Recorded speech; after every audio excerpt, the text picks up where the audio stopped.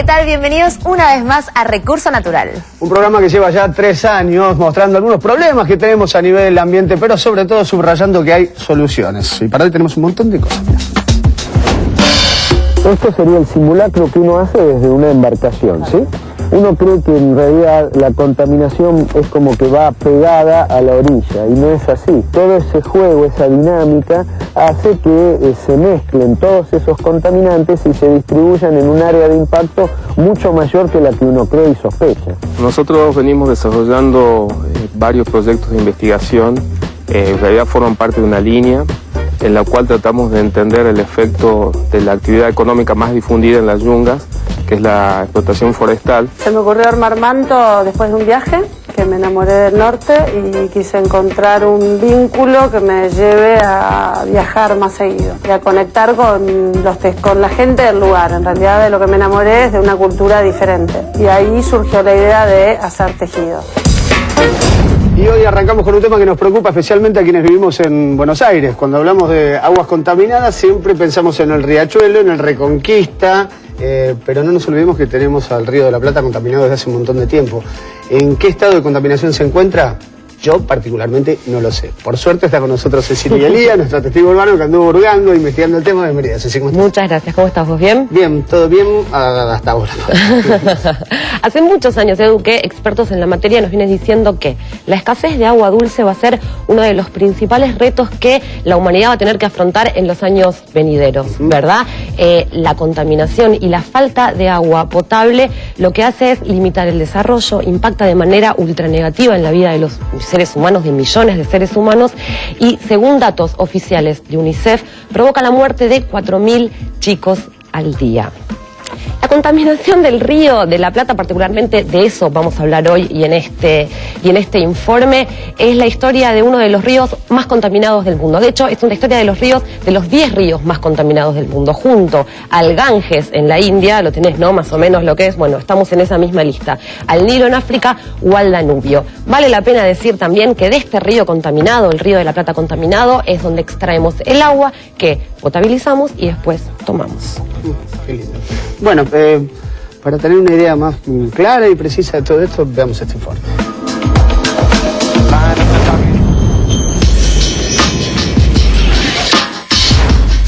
Hace muchos años atrás, las costas del Río de la Plata supieron albergar importantes balnearios que con el tiempo se fueron perdiendo a causa de la contaminación. Hoy está prohibido y es altamente desaconsejable bañarse en estas aguas. Sin embargo, dependemos de ellas para conseguir ese bien que tan poco cuidamos y tanto necesitamos, el agua. Estamos en el Parque de los Niños, frente al Río de la Plata. Lo que vamos a hacer ahora es lo que hacemos en nuestros estudios cuando estamos embarcados. Esos estudios consisten en salidas, como en embarque, normalmente a la desembocadura del arroyo Medrano y el Riachuelo. ¿Por qué elegimos esos dos lugares? Porque el Riachuelo en primer lugar y el arroyo Medrano en segundo lugar son fuentes de contaminación de toda este área que te acabo de describir.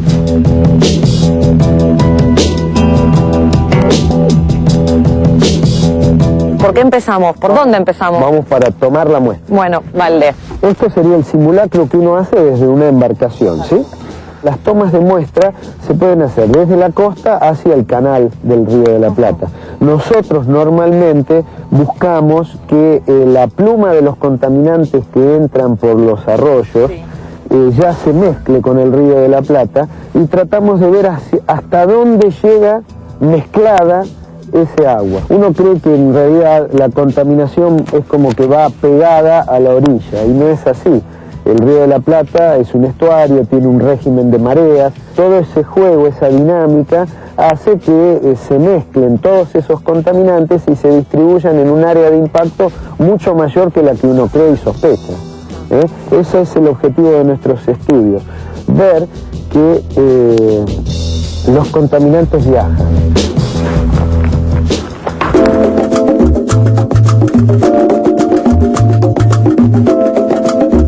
¿Qué es esto? ¿Qué es este barco? ¿Y qué tenemos por detrás?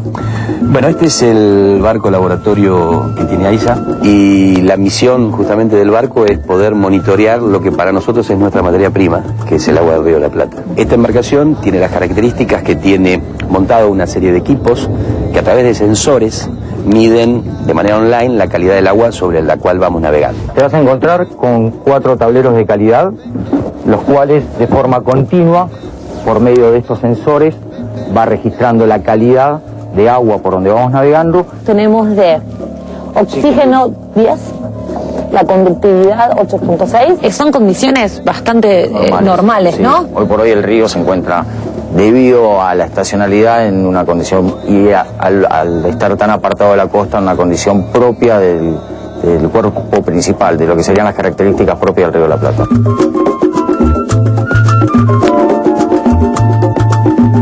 En la zona donde nosotros hacemos la extracción, el río tiene las características propias que nosotros decimos del Río de la Plata, que son características que vienen, bueno, de los afluentes, el Paraná y el Uruguay. En la zona costera hay un nivel de contaminación importante, ¿no? y es bastante fluctuante porque es debido a descargas clandestinas de todo lo que son los arroyos costeros. ¿Qué tiran? Distintos tipos de compuestos orgánicos, metales pesados, hay una diversidad interesante.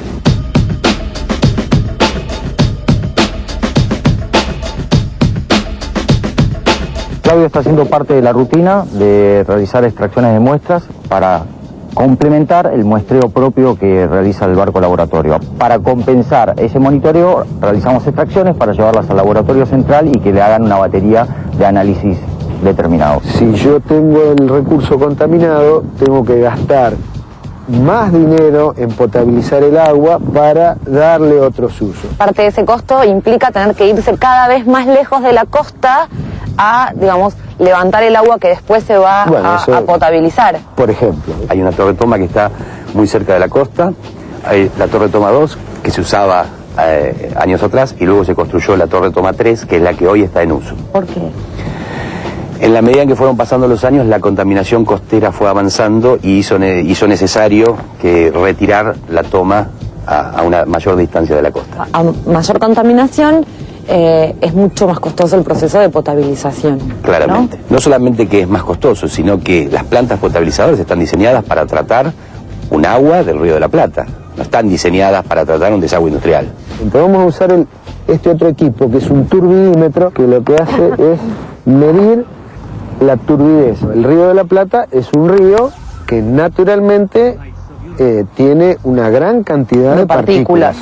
Naturalmente. Claro. Por eso tiene el color que tiene. Exacto. Y por eso cuando uno mira, no distingue más allá de los 20 o 30 centímetros ningún objeto. Vas a tomar una muestrita de agua. Bueno.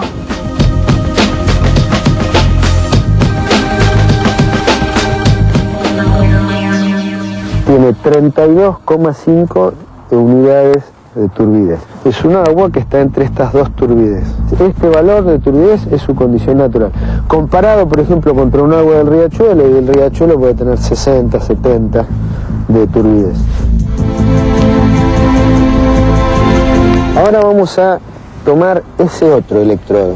Ese es el de pH. Ahora vas a introducir el electrodo. Bueno, es un parámetro que se considera en el Río de la Plata conservativo, o sea, para realmente alterarlo tenés que hacer un desastre ecológico. No pasa lo mismo en los ríos o riachos o arroyos que desembocan. En ese estudio que vienen haciendo de tantos años, están viendo que el río está más contaminado que antes, está igual, menos, o sea, ¿qué se ve para el futuro? En realidad lo que se ve es que se mantiene el grado de deterioro, lo cual no es bueno. No. Está deteriorada en muchos lugares por debajo del 50%, o sea, estamos perdiendo muchos usos que realmente son muy valiosos. El Río de la Plata es una de nuestras fuentes y es nuestra materia prima para generar el agua potable. Tenemos que hacer un monitoreo muy intensivo y tenemos que hacer todas las acciones que estén a nuestro alcance y la concientización de toda la población justamente para cuidar lo que es nuestra materia prima. Cuidar el agua, ser conscientes de su escasez, todo eso nos tenemos que empezar a internalizar, ¿no? Sí, yo diría que es un recurso muy valioso del que uno no puede obviar su buen manejo. Y desde el ámbito de la gestión, cuidar al recurso en cuanto a su justa distribución y sobre todo en cuanto a la calidad del mismo. No solo pensando en hoy, sino que detrás nuestro vienen nuestros hijos, nuestros nietos o quienes vengan, ¿no?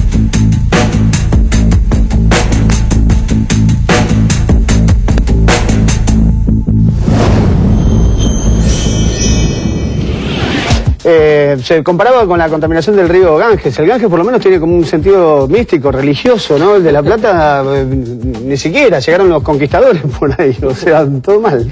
De hecho, igual también lo comparábamos con otros ríos y otros lagos de alrededor del mundo y vamos a mirarnos a nosotros mismos y decir que el río de la Plata no es el único en nuestro país que tenemos contaminados, ni ríos ni lagos. Por ejemplo, en Córdoba está el lago San Roque, que recibe los desechos cloacales de más de 11 municipios, incluida la capital. En San Luis, por ejemplo, otro de los casos, como para tomar por ejemplos, porque son muchos, está el río Seco, que las industrias, los desechos industriales hacen que su contaminación vaya creciendo a niveles alarmantes.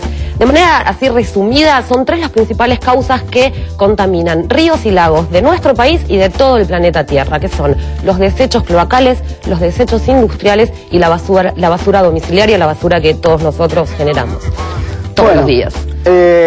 Sabemos que los problemas están, es nuestro deber, nuestra obligación, nuestro cometido por ahí presentarlos, pero también, y esto lo subrayamos permanentemente, hay mucha gente trabajando en la búsqueda de soluciones para estos temas y eso es lo que tira un poquito por adelante. Claro, una pequeña luz de esperanza, un pequeño rayito de fe. Bueno, Ceci, muchísimas gracias por haber venido, nos veremos próximamente. Pronto. Y nosotros nos vamos con Caro, que además de su gracia natural, tiene material muy interesante para presentarnos. Adelante, Caro, venga. Ahora vamos a conocer a un grupo de científicos que trabajan en el estudio y preservación de las aves en el bosque jujeño. Ellos se ocupan de fijarse en qué zonas se ubican en las yungas jujeñas los diferentes pájaros y así les transmiten a las empresas forestales qué zonas no deberían tocar como para preservar esas especies. Ahí va.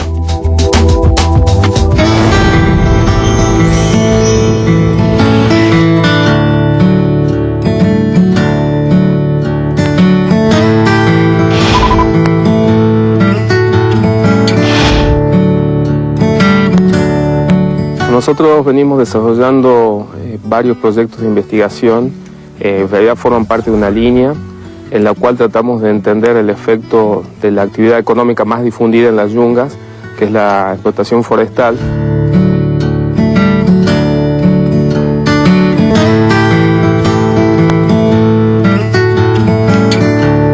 Todas las yungas han sido intensamente explotadas, pero no han habido criterios de sustentabilidad. Hay algunas mochilas allá en la otra. Bueno, ahora vamos a ir a donde acampamos, en un sector de selva pedemontana en relativamente buen estado de conservación, que ha estado sujeto a explotación forestal hace más de 30 años, o sea que es uno de los sitios mejor representativos de la selva pedemontana. La selva pedemontana es el piso altitudinal más bajo de lo que es las yungas, que son los bosques de montaña del noroeste de Argentina. Es un hábitat realmente crítico para muchas especies y que es necesario conservar. Vamos armando las redes, que va a demorar. ¿Vamos a las redes primero? Sí.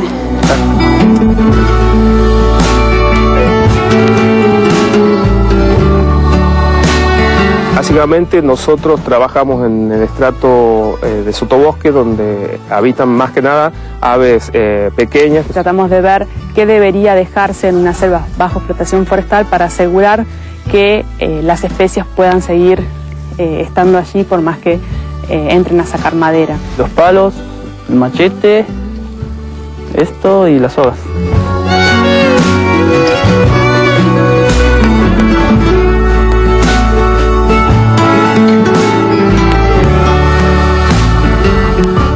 Colocamos redes de niebla, que son redes que se colocan en el sotobosque, o sea, en la parte baja de la selva. Se pone cada una de las líneas dentro de la caña, bastante distanciadas, para armar como una bolsita donde van a ir atrapadas las aves. Y ahora buscamos un arbolito que nos sirva de sostén. Viene el ave acá, choca un poco y es como que queda, se enreda y queda acá en la bolsita y se enreda más todavía. Así que de ahí no sale.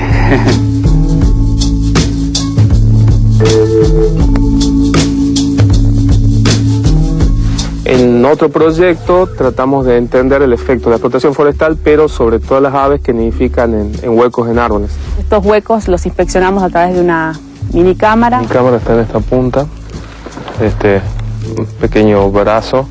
El palo telescópico puede subir hasta 15 metros.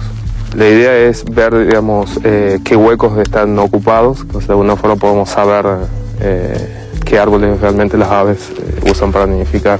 Y esto de alguna forma nos sirve para decirle a los madereros, bueno, cómo deberían hacer un buen manejo para asegurar la conservación de las aves que nidifican en huecos de árboles.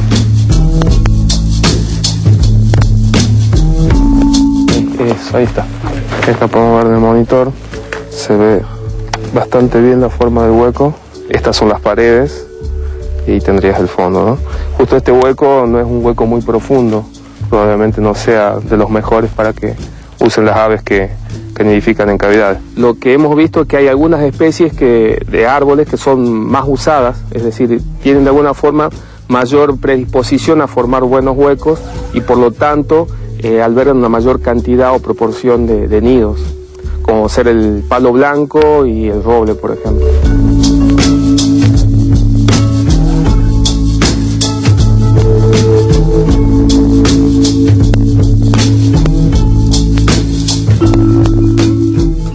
En este caso se trata de un hueco en un roble.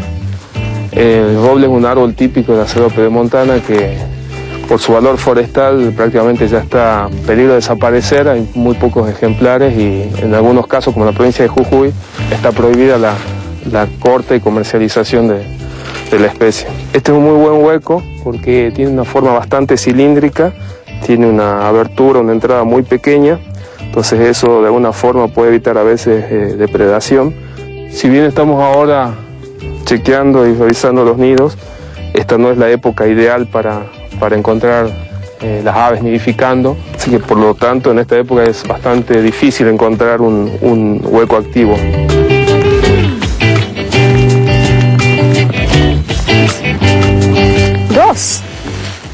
Dos vivitatos. Bueno, lo primero que se hace es ver de qué lado de la red ha caído y tratar de agarrar las patas, liberar las patas y fijarlas para después sacar el resto del cuerpo.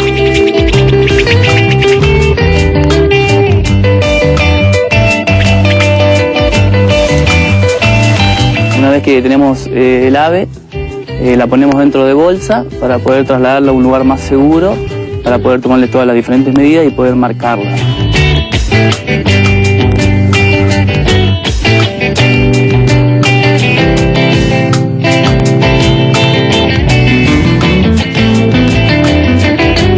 Vamos a hacer una marquita para poder identificar y luego cuando lo capturemos de vuelta no lo contemos dos veces. Ahora ya una vez que le tomamos todas las medidas y lo marcamos, bueno, ya lo podemos largar. De desaparecer la selva pedemontana, indudablemente muchas poblaciones de distintas especies, tanto de aves como de mamíferos, incluso de reptiles o de anfibios, seguramente van a desaparecer. Nosotros con el proyecto lo que intentamos hacer es delinear pautas de manejo forestal, utilizando a las aves que nidifican en huecos o en cavidades y a las aves de sotobosque. Es decir, estos dos grupos nos permiten de alguna forma decirle al sector maderero, al sector forestal, qué características deberían mantenerse en un bosque para asegurar la conservación de estos dos grupos de la biodiversidad.